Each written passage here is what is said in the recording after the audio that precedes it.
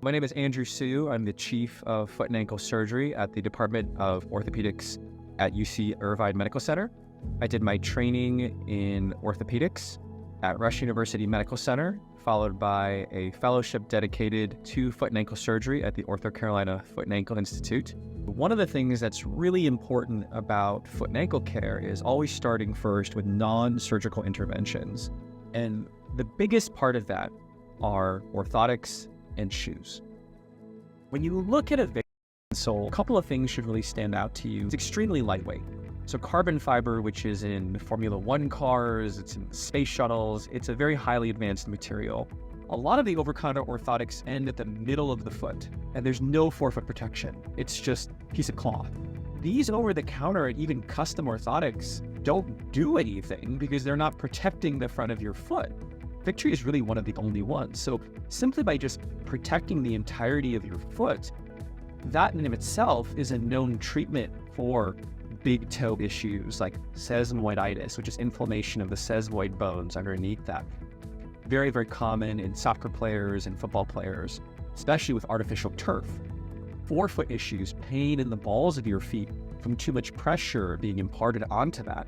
One would have to think, if there was more protection of the middle of the foot, would those injuries still happen? And I would argue that probably not.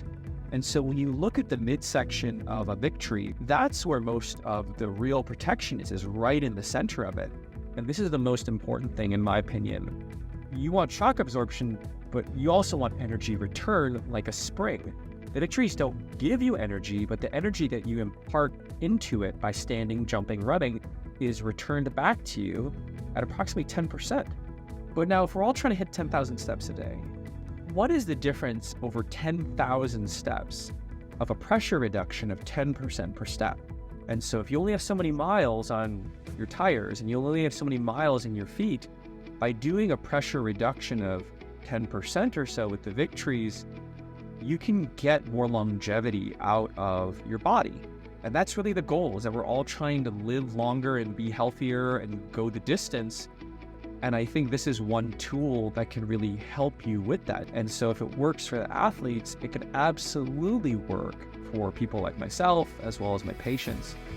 As somebody that runs a lot every single day before clinic or the OR, and I still have the same pair. They haven't broken down and haven't had any injuries. I've run marathons inside of them and I use them every single day because I believe in it. I think you'll notice a big, big difference with the victories.